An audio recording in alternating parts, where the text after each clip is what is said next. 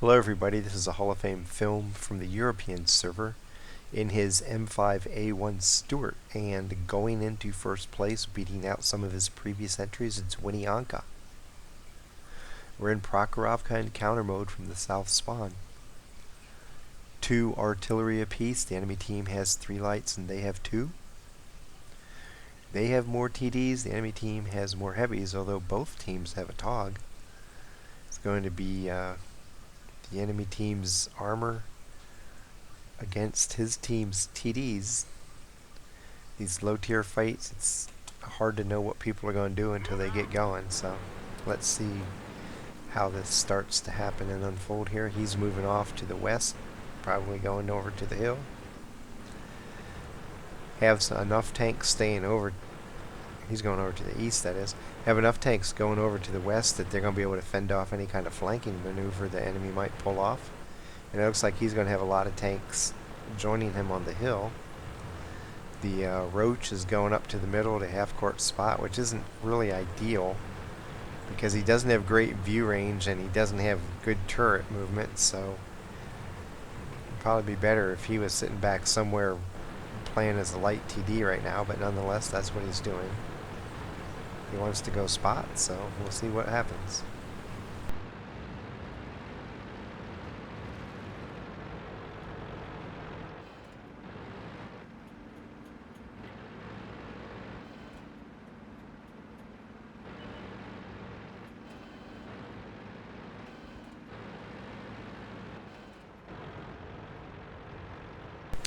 WinnieANKA crests the hill and he's pulling up here. One of the great things about scouting in tier 4s is that the scouts are also small. They can fit in bushes that the bigger scouts in higher tiers can't fit into. One of the things you have to realize when you're spotting up here is that you're fairly fast relative to the other tanks in the battle. So you get up here and those slow heavies and TDs and mostly slow mediums aren't fast enough to have come into your view range yet, so you have to be patient and wait. Now in this case, the KV-1 is moving in towards the village and is not getting any spots himself, and Winnie's not seeing anything close up, so he's not going to sit here and wait very long because the KV-1's in a hurry to find somebody. He has other tanks moving across the hill with him, so he's going to move to the front and try to find some spots for his team to shoot at.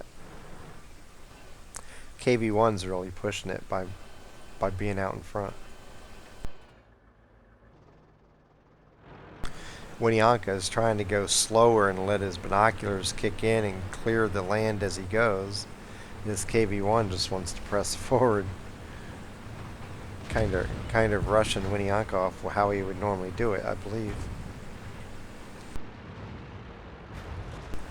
But he's getting some spots for his team. There's some tanks up by the railroad crossing in the north.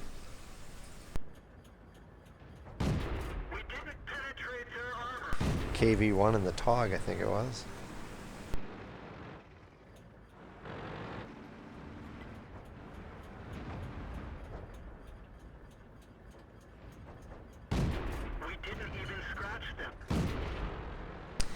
He's just going to take blind shots until that big old whale shows up again. Anybody can pin a TOG. He's back on the KV-1. There's the TOG, so we'll switch back to the TOG. The TOG is charging him, which means in another 15 minutes he'll have to worry about that. I don't think there's going to be much left of the TOG by that point. Now he's tracked. He's not going anywhere. Oh, and he disappears. Greenpeace is going to be pissed off. We killed a whale. We didn't penetrate their armor. We didn't even scratch them. As you can see, you have to hit a KV-1 just right. And he gets the good shot and the kill. Out of however many shots he just made, they were all pinging off the side of it, but the last one counted and gave him damage and a kill. So what a great time to actually pen the guy. Now he gets to shoot into the back of another guy. This one's a little easier because he's shooting right into the back of him.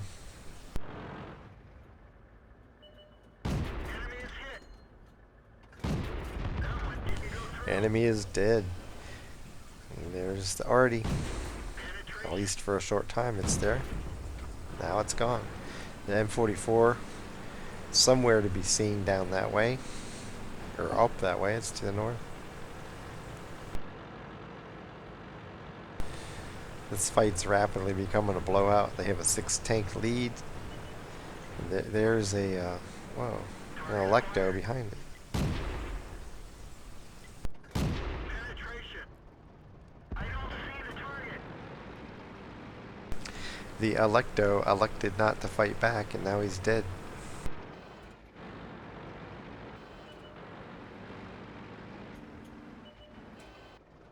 And there's the M44. He's going to try to outrun him. The armor is hit. Try to stay out of his line of fire, and he dumps one into the ground, and now he's dead. That was his death warrant when he missed, because now WinnieANKA can just take his time and pick him off. There's only 4 tanks left. It's a 7-tank lead.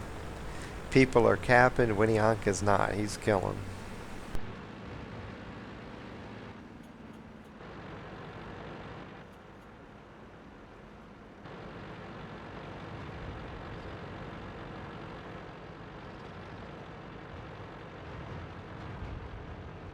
KV-1 is apparently satisfied just to take the cap victory. It's encounter, so it's going to take a while. They still have about 40 seconds to go, a little under that. WinnieANKA is trying to find these last 2 tanks. There's the Leopard. Target acquired. And the T-3485 is going to go down. That's not the Leopard, it's the medium. That one bounced. Critical hit. There we go, and there's the Leopard in the background. There's only a couple seconds left, though. And he doesn't get a hit. And there's a cap victory. He's not going to get any extra damage. He ends up with, and I stopped it because the film was getting ready to send me back to the garage there because it was over. 1,301 damage and 4 kills. 34 of 44 shooting, that's 77%. 2,087 spotting damage. And he had 8 spots. Lost 13,777 credits. XP wise, he got 2,313. Survived the fight. Got spotter, fighter, fire for effect, and bruiser mini medals, and that gives him a battle score of 2,343. And like I said, it's several hundred points higher than the next previous entry, which were also his own. So he took first place away from himself. I hope he's not mad and yells at himself in the mirror.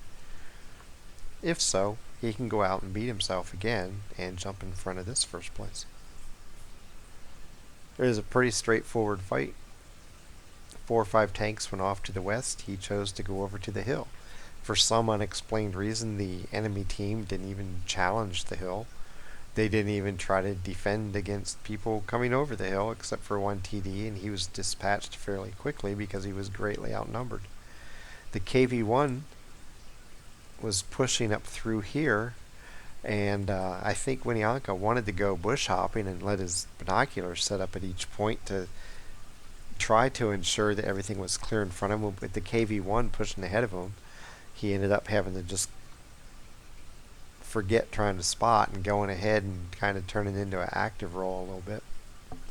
Although as soon as he saw tanks, he was able to hide behind a bush and start shooting them, take out the TOG, ping off the KV-1 until he finally had one land, and if one was going to land, that was the right one because it gave him the kill. And then he went down and helped with the arty, and by that time almost the whole enemy team was dead. They had a couple cappers on his team, and he chose to go try to hunt down the last 2 tanks. Got the T-3485 and was zeroing in on the Leopard as the cap completed and the game was won. If the enemy's going to give you an entire flank, and you have 4 or 5 tanks behind you ready and willing to shoot, makes perfect sense just to push it to the north and just have fun wiping the enemy team out. Take advantage of it when they give it to you. They gave him that flank. He was more than willing to go north and exploit it for all it was worth. Ends up with 4 kills and coming into the Hall of Fame. It's something you should emulate. I know sometimes you're worried, it's like, oh, there's going to be a TD up there, there's going to be this up there if I go for it. But if you're over there by yourself, it's one thing. If he would have been over there by himself and maybe one other tank, could he have played that way? Probably not. But when you have that KV-1 right with you and you have other tanks coming down off the hill with you, be aggressive. Being aggressive wins battles when you outnumber the enemy. From Prokhorovka Encounter, South Spawn, moving north quickly and dominating the fight. Happy hunting.